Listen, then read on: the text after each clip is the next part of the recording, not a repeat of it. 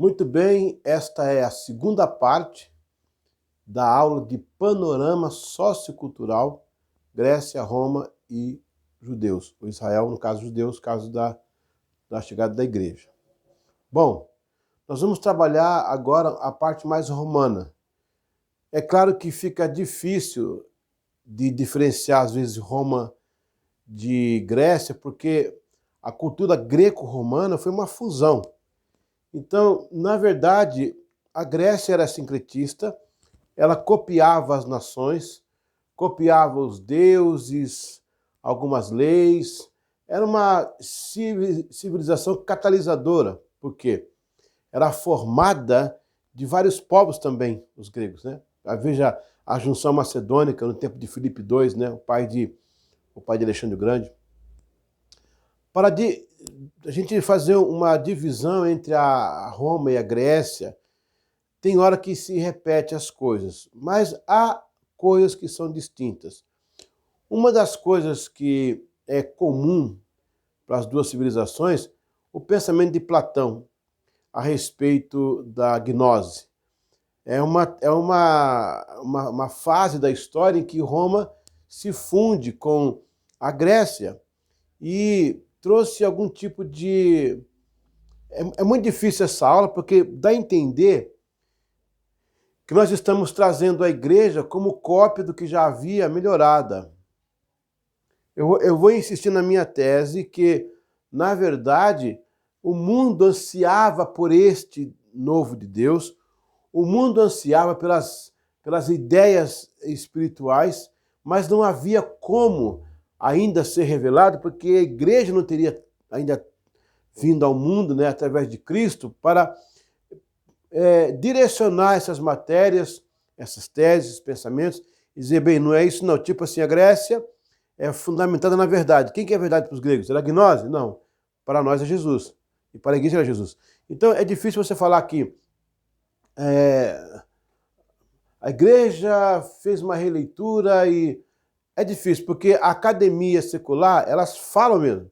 Ela fala mesmo que a igreja é cópia disso, daquilo, que alguém já fazia isso antes, e vão sempre dizer isso. Mas veja a diferença, o que a igreja faz e o que os povos fazem. A igreja corrigiu muita coisa. Deixa eu colocar esse ponto é importante para nós, vai. Essa questão aí do pensamento grego, assimilado pelos romanos, da gnose. Tanto é que a literatura romana, dos vários pensadores... Roma também teve pensadores incríveis, né? Sêneca, Cícero, tantos outros. Eles vão trazer isso tão forte que a própria igreja vai assimilar. Só que a igreja faz uma releitura.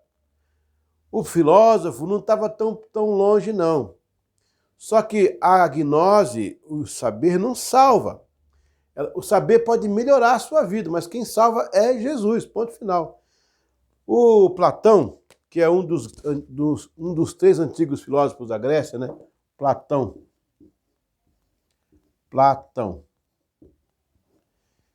Ele criou um dualismo. Dualismo platônico. O Platão disse o seguinte: tudo na matéria,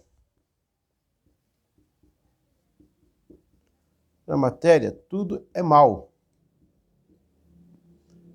Agora, as ideias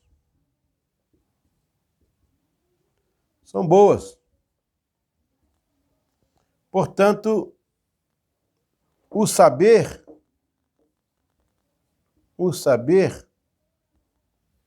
salva. Platão dizia que tudo que está contido na matéria é essencialmente mal. E só podemos nos desamarrar dessas correntes pelo saber. Aí Jesus responde: conhecereis a verdade e ela vos libertará. Olha aí, está aqui dentro. Mas qual que é a verdade de Platão? São as ideias do saber apenas. Para nós a verdade é Cristo, o que salva para a eternidade. O saber é só para cá. Dentro do dualismo Platão, vão nascer duas correntes.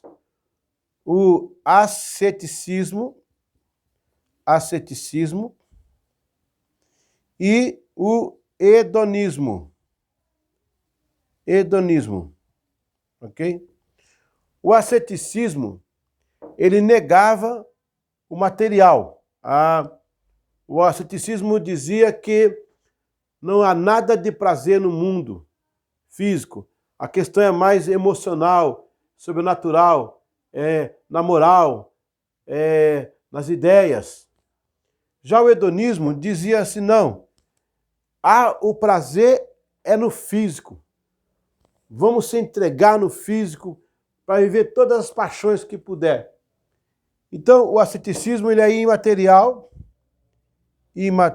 porque ele sai fora do material.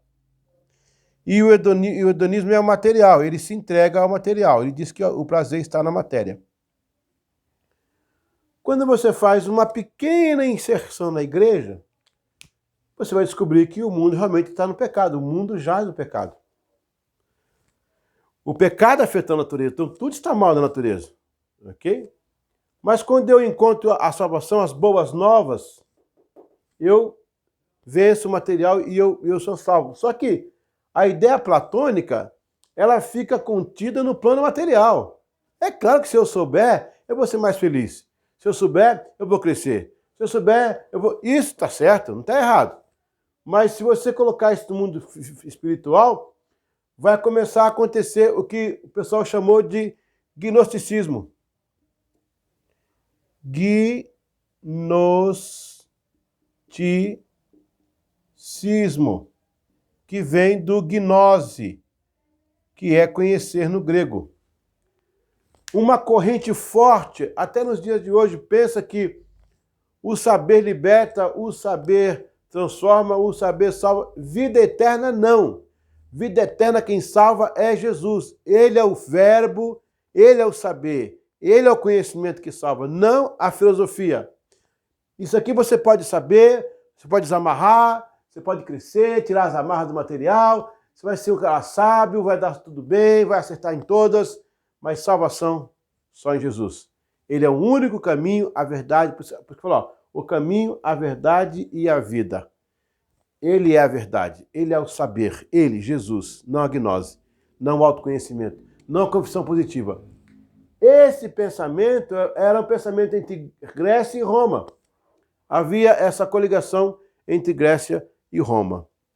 Ok? Vamos para outra parte da matéria agora.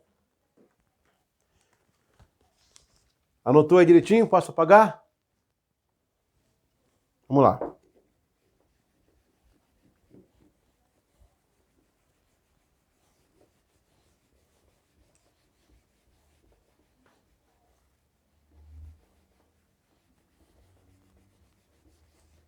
Muito bem. Vamos em frente. Ok, em se tratando de Roma, agora os romanos, nós falamos há muito tempo da Grécia, né? Agora, em se tratando de Roma, ok? Roma, ela tinha duas coisas interessantes. Roma era... deixa eu ver aqui, peraí. Roma era sincretista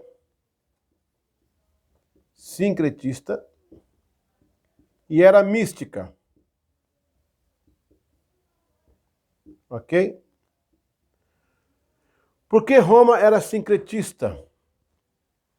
Porque Roma assimilava tudo que era dos povos. Trocava o nome de deuses, copiava sistemas de governo. Sincretismo religioso não é de agora, já é muito tempo. Porque Roma entendeu o que entendeu os babilônicos. Os babilônicos não chegavam a ser tão sincretistas, mas eles faziam o seguinte, vamos pegar primeiro os assírios. Os assírios arrebentavam, conquistavam alguém, conquistavam uma cidade, conquistavam um reino, mas arrebentava com tudo, matava todo mundo, arrebentava com todo mundo. Não deixava nada. Tanto é que eles dizimaram as 10 tribos de Israel, né? As 11 tribos de Israel. Os babilônicos falaram, pera um pouquinho. Nós não vamos ficar aí incitando revoluções, vamos Vamos dominar, mas tirar só os pensantes, só os líderes, deixa o povo, deixa a língua, deixa o governo, deixa a religião, deixa a cultura, a gente vai só colocar os nossos chefes lá. Roma e Grécia mais ou menos faziam isso aí, colocavam os deles para tomar conta, né? Você veja quando o Júlio César ganhou aquela batalha, ele colocou a batalha de Acton, parece, ele colocou a Cleópatra, o irmão dela, como governante do Egito. Eles já eram reis do Egito, mas agora sob o comando do Júlio César, então ele ficou o ditador, o imperador. Então, a Roma fazia isso, ela sincronizava, ela juntava, não preocupa não, continua fazendo aí, continua assim, continua falando seu idioma, continua cantando sua música, a gente vai só dominar, pegar o seu dinheiro, sua agricultura e tal, e tal, e tal. E Roma também era mística. Roma deu muita ênfase às coisas sobrenaturais. Esse misticismo aqui não é para confundir com o misticismo de Guilherme de Law, Guilherme Laud do... Guilherme Law, né? Guilherme de Laud é o estadista. Guilherme Law, o teólogo, ele era um místico porque ele trabalhava a ideia do sobrenatural. Ele trabalhava o empirismo um pouco mais aplicado, né? O empirismo de Locke não tinha essa ideia mais sobrenatural de Deus, de Espírito Santo, a salvação. Já o Guilherme Law vinha na mesma pegada do John Locke, só que ele dava ênfase ao misticismo do sobrenatural de Deus, né? A ação do Espírito Santo e tal, e daí vinha o pietismo, né? Junto aí mais ou menos, quase a mesma data, né? O pietismo. E não é esse misticismo aqui. Esse misticismo está ligado ao esoterismo, está ligado ao lado esotérico da coisa, está ligado ao sobrenatural, mas que nós classificamos como coisas ligadas mais ao domínio, né, de Satanás, os místicos, né? Aquela coisa. Porque a coisa que não é tão espiritual, mas o pessoal espiritualiza. Essa questão dos astros, por exemplo, os astros existem, estão aí, ó, tá aí com as estrelas, estão aí, aquelas constelações, mas o pessoal faz uma ligação do céu na terra, porque aí vira tudo místico, e vira algo difícil de entender. Esse misticismo aqui é exatamente esse, era ligado a esse mundo sobrenatural. Então vamos lá, as coisas que Roma fazia. Posso apagar aqui? Beleza? Ok. Roma era sincretista e era mística. A igreja não vai ser sincretista, mas ela vai ser mística no sentido sobrenatural com Deus, não com as coisas aqui das práticas romanas que envolvia a magia negra e por aí afora. Ok. Roma tinha, nessa questão de misticismo, ela tinha os oráculos, era um momento de consultas, né, de fazer adivinhações, né? Aqui, ó, adivinhações, ok? Astrologia, ok? E magia. Esta era a Roma mística, ok? E muito bem, eles faziam esses oráculos, adivinhações, usando pedras para rituais, fogo, fumaça. Na questão da magia, eles também tinham porções, que você vê nos filmes, né, nos desenhos, muito se fala em porções, toda a porção mágica, né? Vem aqui, ó, desse período aqui. O teólogo R.H. Grundy, o nome dele aqui não é tão familiar, né? Grundy. Ele que aponta a Roma como sincretista. Eu vou dar um exemplo, eu vou dar pelo menos 2 exemplos para você, tá? O Zeus, deixa eu pôr aqui que é melhor. O Zeus era deus de quem? Dos gregos. Roma chamava ele de Júpiter. Tá vendo? Ok? Tinha outra aí, a Vênus, que é outra deusa grega. Ela vinha por Afrodite. Afrodite. O sincretismo romano era tão pontual que até mesmo quando Herodes não era romano, Herodes era da Idumeia, né? Um pouco abaixo da Pérea, ali onde é a Jordânia ao sul, hoje, né? Que o Herodes, mesmo não sendo romano, ele fez o segundo templo, fez a reconstrução, e o que ele fez? Colocou bases egípcias, colunas gregas e alguns retoques romanos bom, falar que é de Roma é também difícil, porque Roma copiava tudo, né? A gente nem sabe se fala que é de Roma, daqui a pouco vem um estudo, não é bem de Roma, isso aqui é do povo tal. Roma recebia tudo. Então fica bem caracterizado esse peso da época. O Evangelho, o Novo Testamento, vai desenvolver sobre essas coisas aqui. Agora, é claro que nós não temos isso aqui na igreja, não tem porção mágica na igreja, mas a igreja usa o óleo da unção. A igreja não foi a porção mágica, mas usa o óleo da unção. Não estou dizendo que o óleo da unção é a porção mágica, pelo amor de Deus. Mas é uma coisa que está ligada à iconografia. É uma iconografia. Nós não temos adivinhações, essas coisas, mas tem profecias. Deus fala o futuro. Deus avisa. Deus promete. Então, veja bem, é uma coisa perto da outra. Por isso que o pessoal aí da academia fica querendo colocar a igreja nesse patamar de dizer que uma cópia já se fazia. Ora, se era uma coisa universal que teria que ser feito, é o caso do banho da purificação, eu vou entrar no próximo capítulo sobre isso, o caso do banho da purificação, que nós chamamos de batismo. Só que o nosso batismo não purifica ninguém, é um ato simbólico.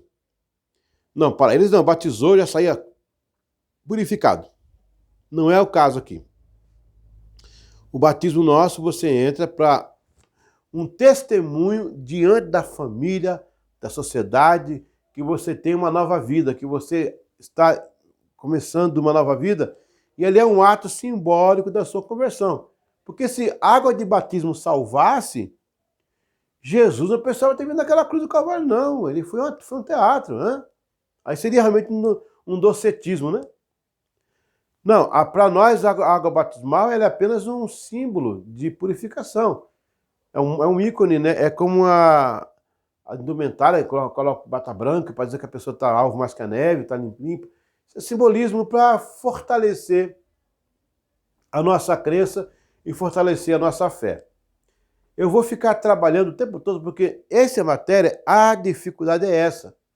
É você reverter essa cultura de que a igreja copiou as religiões dos povos. No que ela se parece com as religiões dos povos, no que ela se parece, ela corrigiu. Eu vou repetir. Para as religiões que acreditavam na ressurreição, eles só ressuscitavam partes do corpo. Parece-me que foi Osíris, né, aquele caso de Ísis e Osíris, que ressuscitou só 14 partes, mas o Evangelho ressuscita o corpo inteiro. Nas religiões totais, o sacrifício humano, sacrifício de animais, era sempre uma constante. No Evangelho, Cristo morreu uma vez por todas. Ele é o Cordeiro de Deus que foi sacrificado em nosso lugar. O que nós temos que ter cuidado, eu vou voltar a tocar sempre nisso para você aprender, porque você está aqui agora na faculdade teológica, é você ter na mão esses argumentos. Olha, a igreja imitou Midas, imitou Zoroastro, imitou... Não, a igreja não imitou. A igreja fez o que era correto e filtrou as práticas erradas. E desintoxicou de práticas demoníacas. A igreja foi liberdade, foi libertação. Jesus é a verdade que os gregos tanto buscavam. Jesus é a justiça social que tantos os iluministas buscavam, mas nunca encontraram em suas próprias filosofias. Então tem que estar muito afinado com isso para você rebater essas acusações que fazem contra a igreja, que não é verdade. A igreja chegou para arrumar a casa. Ó, peraí, a janela é aí, mas não é bem assim não, tá? Ó, esse móvel aqui, mas não é bem, ele tem que arrumar, tá aqui, tem que limpar, tem que tirar aquela gaveta. Foi isso exatamente que a igreja fez. Vamos ver a presença desse misticismo romano dentro do Novo Testamento. O Novo Testamento, na verdade, fez questão de registrar, inclusive em Atos, né? A maioria das passagens estão em Atos. Fez questão de falar sobre essa presença mágica, né? Essa magia romana aí nos inscritos. Veja que a igreja iria trabalhar com o sobrenatural. Aliás, tudo que a igreja fez foi condicionado ao sobrenatural. Mas, ó, já estava aí, ó, já estava aí vindo aí essa coisa romana cheia de misticismo, né? Para tentar, de certa forma, né, confundir a igreja. Mas vamos a alguns casos aqui no NT. Pelo menos tem 5 momentos. 5 momentos.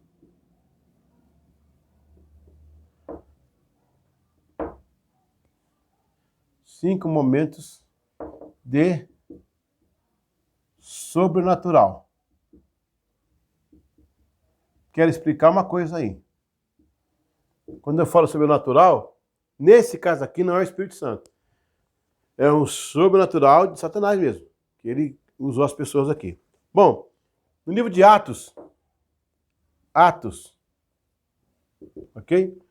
Na passagem do capítulo 8, Atos 8, do 9 ao 25, vai ter o Simão mágico. Tá vendo? Olha como o Novo Testamento registra isso. E agora é interessante, essas coisas aconteciam perto dos apóstolos para Deus desvendar, para Deus desmascarar. Na historicidade de Jesus, nessa matéria, vamos entender por que ele desfez as obras do diabo. Espere, essa aula promete. É demais. Em Atos 13, do versículo 14 ao versículo... do versículo 4, Atos 13, ok? Do 4 até o 12, nós vamos ter aqui o Bar Jesus. É outro episódio, Bar Jesus, que na verdade Bar é um prefixo que significa filho de. Bar Rabás, filho de Rabás.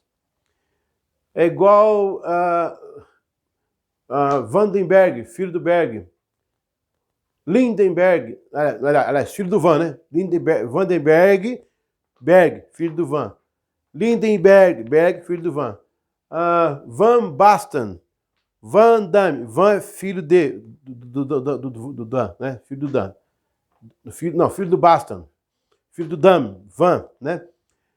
McCartney, McDonald's, Mac significa filho de. No português é de dos Santos, da Silva, e aí vai.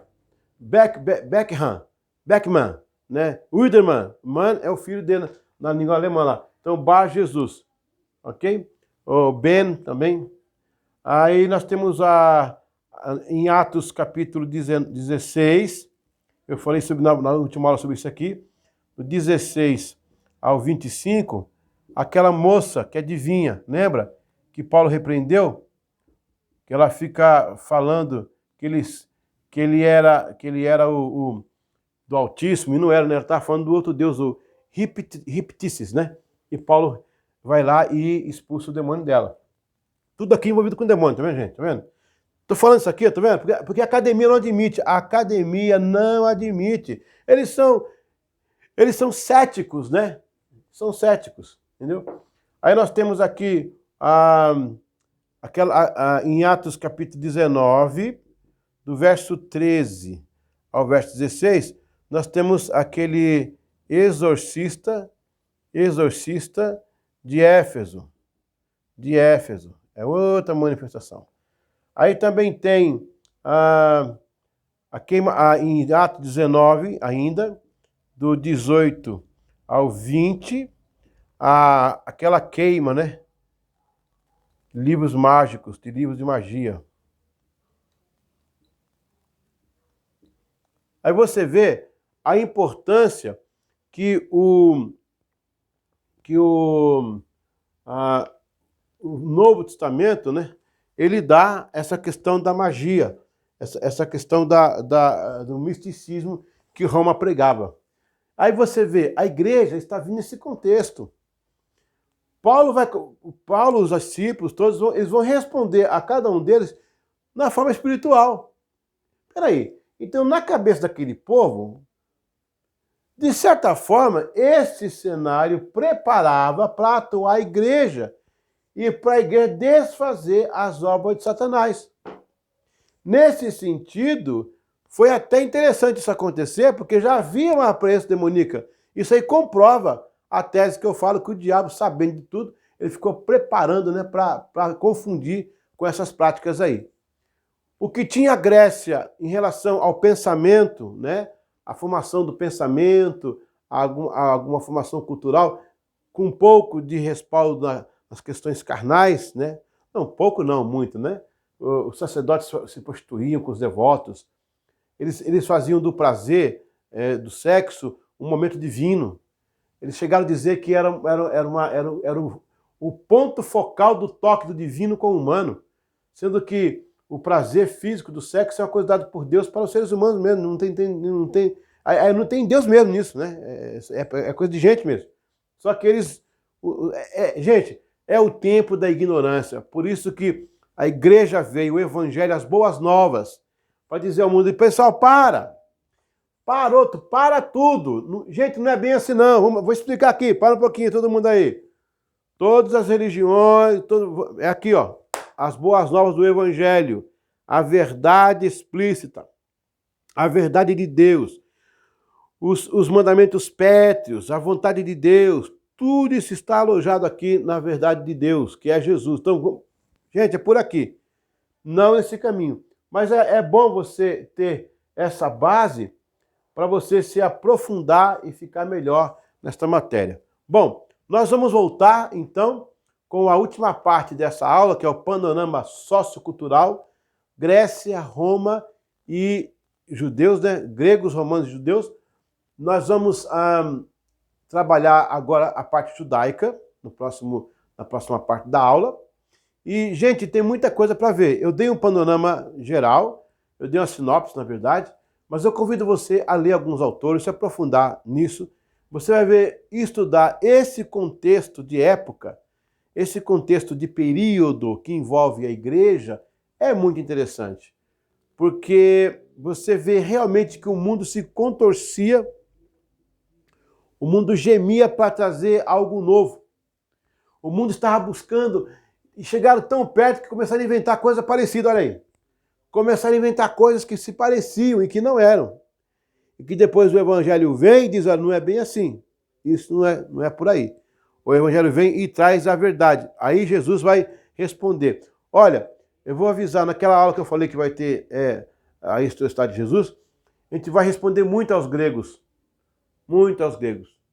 E você vai ver que o caminho que a Grécia fazia era a busca do ser humano para com Deus. Gente, na verdade, esses sacrifícios, tudo isso aí, era o ser humano querendo achar esse Deus, procurar esse Deus, aquele negócio de Deus ter colocado em mim a sua presença, a sua semelhança, né? A imagem dele, e agora eu preciso refazer essa imagem por causa do pecado. Eu procuro ali, procuro aqui, coloco numa pedra, num sol, numa estrela, num ritual, num sentimento, eu não sei o que eu estou sentindo, eu vou chamar isso de gnose. E virou, desculpa a expressão popular, um angu de caroço. Mas o evangelho veio para trazer vida com abundância, para trazer a verdade, a libertação e o caminho, o único caminho. Porque são tantos caminhos que inventaram aí, né? Misericórdia. Muito bem, por favor, eu quero que você faça isso aí, vai ajudar na sua pontuação. Pelo menos 3 frases que eu coloquei aqui, 3 ideias, 3 pensamentos, 3 coisas que você aprendeu. E você manda lá no zap do grupo, lá no grupo, onde está o grupo, né, dessa matéria. Manda lá para que eu possa ver e ver que se você realmente assimilou a matéria. E depois eu posso, na próxima aula, falar alguma coisa, puxar um assunto para a gente conversar aqui, bater um papo, abrir ideia, ver se os alunos entenderam mesmo. A minha função como professor é ensinar. Aliás, desculpa, a minha função primaz é inspirar. Eu quero inspirar você a crescer no conhecimento, inclusive nesse conhecimento aqui, ok? Você está então na aula do panorama sociocultural Grécia, Roma e Israel. Até a próxima aula e Deus abençoe.